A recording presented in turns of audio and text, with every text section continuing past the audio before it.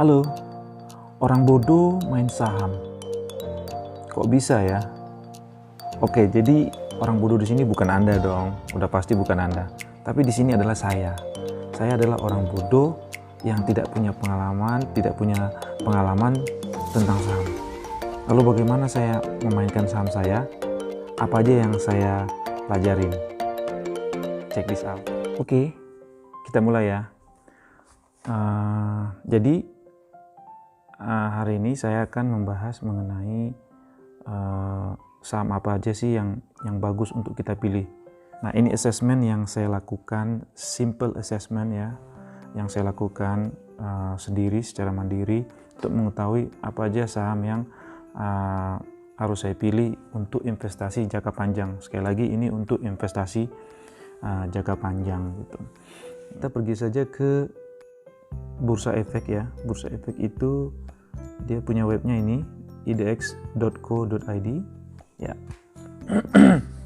Tapi let's say kita pergi ke perusahaan tercatat ya. Contohnya adalah Ace Hardware. Kita klik aja Ace Hardware. Nah, ini di sini ada informasi yang sangat penting yang kita bisa ketahui.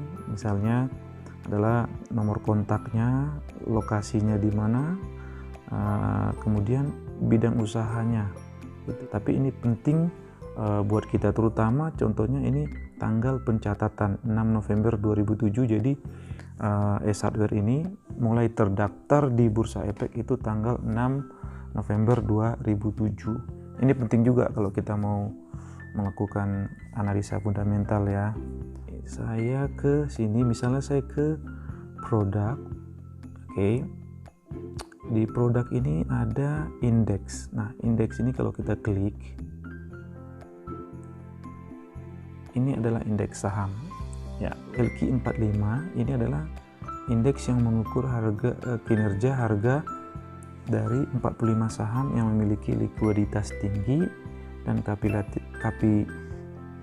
kapitalisasi besar serta didukung oleh fundamental perusahaan yang baik. Nah, coba kita kemari indeks saham ya. Mereka punya data laporan LQ45 dari tahun 2016 sampai tahun 2020. Contohnya kalau kita pilih 2018, nah hasilnya akan seperti ini. Ini adalah report saham-saham apa aja yang masuk ke dalam LQ45.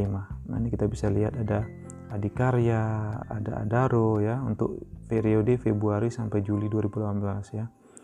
Nah, di sini di bagian data pasar lalu bagian laporan statistik ada ringkasan performa perusahaan LQ45. Nah, ini kalau saya klik seperti ini. Nah, misalnya kita ambil yang terakhir Agustus 2019 sampai Januari 2020, kita klik unduh di sini. Dia muncul ya. Ya, dia muncul. Nah, ini adalah standar report LQ45 dari Bursa Efek Jakarta ya. Jadi Bursa Efek. Nah, kita bisa lihat nih konten-kontennya. Kita coba lihat aneka tambang. Ini ada company profile-nya. Lalu ini data-datanya, direkturnya, board of directors, board of commissioner ya, semuanya. Tapi kita akan langsung saja ke halaman yang terakhir nih. Nah, ini grafik ini sangat penting karena sangat handy, paling gampang kita lihat. Kita bisa lihat historinya dari 2015 sampai 2019 Maret. Kita bisa lihat bahwa total asetnya itu ya, bar yang hitam itu lebih besar atau lebih tinggi daripada liabilities ya. Nah, liabilities itu adalah kewajiban perusahaan, utang-utang yang harus dibayarnya gitu ya. Aset ya of course aset yang mereka miliki. Jadi kalau seandainya asetnya lebih tinggi daripada liabilitiesnya, ini indikator perusahaan yang sehat, yang bagus gitu ya. Jadi kalau seandainya terjadi apa-apa dengan utangnya, dia bisa mengcover dengan asetnya, misalnya seperti itu gitu ya. Nah, jadi ini indikator yang sangat bagus sekali gitu. Lalu kemudian kita bisa lihat di sini ada total equity, total revenue ya. Bisa kita lihat revenue-nya itu berfluktuasi ya, naik turun mulai dari 2015 sampai 2018. Yang paling tinggi itu 2018 ya. Kemudian mengenai profit, tahun 2015 mereka rugi, ini bisa kita lihat. Tapi setelah itu mereka konsisten untung. Nah, ini ada saham oke.com ya, BI LQ45. Ini webnya, bisa dicatat aja. Jadi kurang lebih 17 tahun kita punya data LQ45 gitu loh. Oke. Nah, ya. Jadi kurang lebih seperti ini. Bisa Anda lihat sendiri. Nah, saya coba summary-kan mulai dari nih Januari 2004, Agustus 2003 ya. Perusahaan-perusahaan apa aja yang sering muncul itu dari daftar LQ45 ya, sampai ke di sini Agustus 2019 Januari 2020. Kurang lebih urutannya seperti ini. Misalnya INDF Indofood ya, dari tahun 2003 tadi itu Agustus, dia 31 kali masuk ke dalam LQ45 ya, atau BBCA itu 31 kali masuk gitu ya. Artinya dia selalu masuk di dalam daftar LQ45 gitu. Setelah saya urutkan seperti ini, saya cuma mau mengambil 15 terbesar. Oke, 15 yang terbesar itu dari 2003 sampai 2020 itu kurang lebih seperti ini datanya. Oke. Nah, ini 31 ya. Yang terakhir itu adalah Indosemen Tunggal Prakarsa, itu 28 kali muncul ya dari 2003 sampai 2020. Lalu di sini saya juga masukkan data bursa masuknya. Ini tanggal 31 Mei 2000 itu adalah tanggal perusahaan ini Bank Sentral Asia terdaftar di Bursa Efek. Jadi ini bagus juga kalau kita tahu ya, hanya untuk semacam analisa saja, independen analisa lah. Kira-kira mana sih yang lebih menguntungkan nih gitu ya. Nah, sekarang berarti kalau kita mau cari itu, kita harus cari harga sahamnya berapa sih, mana sih yang kira-kiranya bagus nih harga sahamnya yang fluktuasinya baik. Jadi saya mau tahu histori dari perkembangan harga saham dari masing-masing 15 perusahaan ini. Nah, ini data grafik ini saya dapatkan di kalau nggak salah Finance ya. Nah, ini finance.com.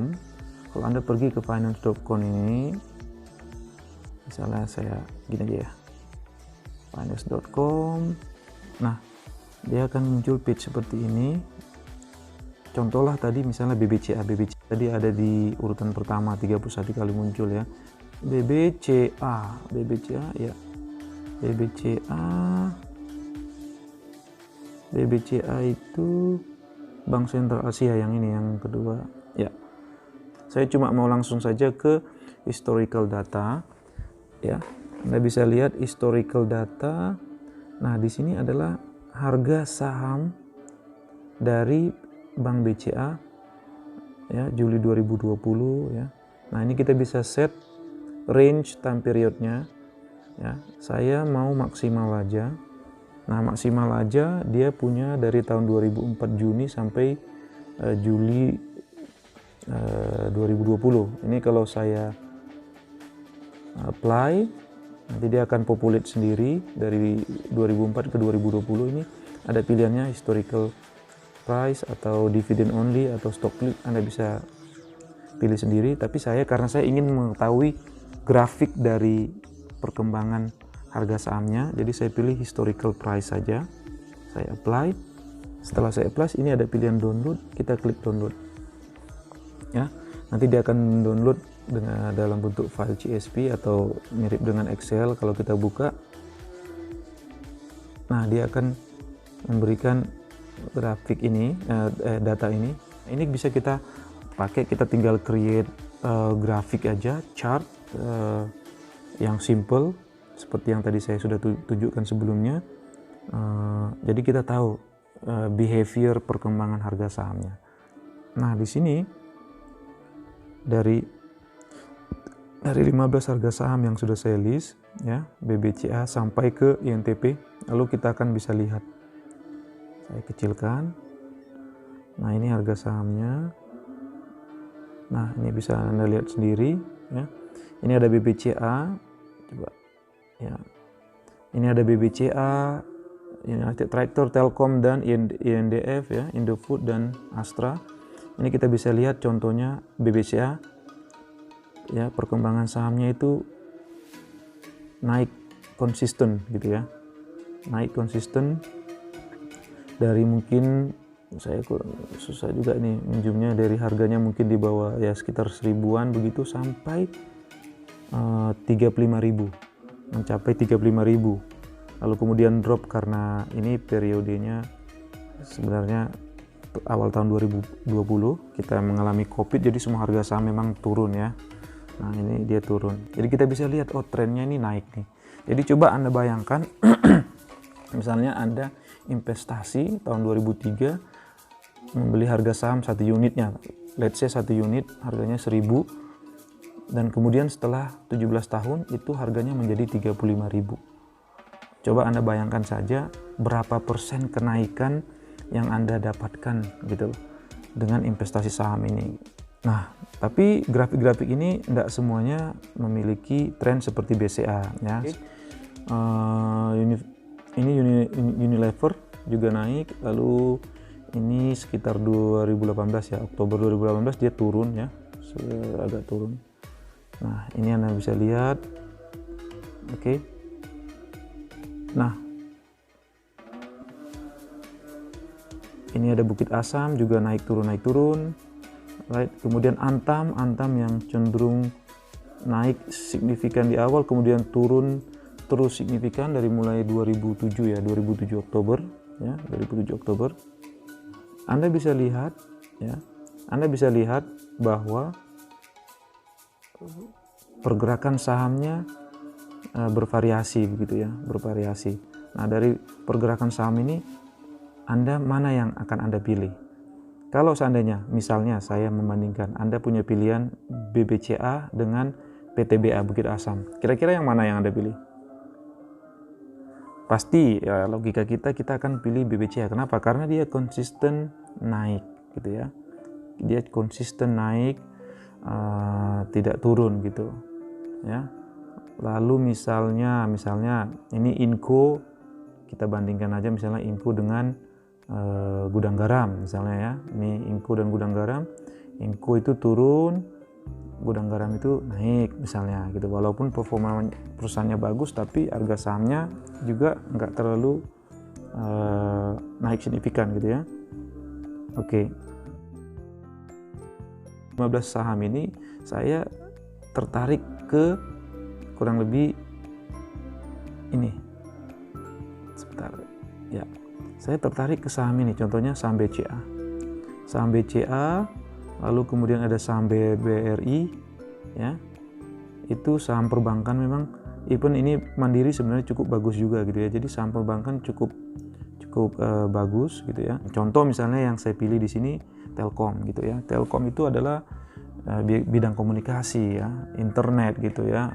Dan saya kira Telkom ini cukup bagus karena memang kalau Anda bisa lihat di berita dan juga report-report di internet ya, pengguna internet itu di Indonesia itu semakin lama itu semakin baik, sehingga ekspektasinya sebenarnya Telkom ini kinerjanya seharusnya bagus gitu, dengan banyaknya minat orang untuk menggunakan unsur-unsur yang berhubungan dengan internet, telepon seluler, kemudian Telkom ya, Telkom ini.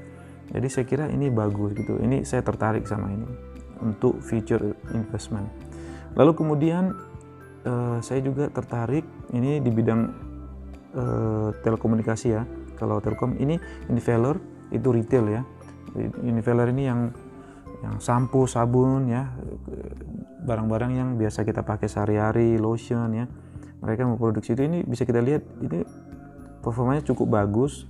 Hanya dia sekitar tahun 2018 ya, Maret dia cenderung stagnan dan turun, plus adanya Covid ini dia semakin turun ya gitu. Nah, ini juga salah satu investasi yang bagus gitu karena cenderung konsisten naik gitu loh. Turun ini sebenarnya timing buat kita untuk beli saham karena kita yakin pasti ini akan naik lagi nanti.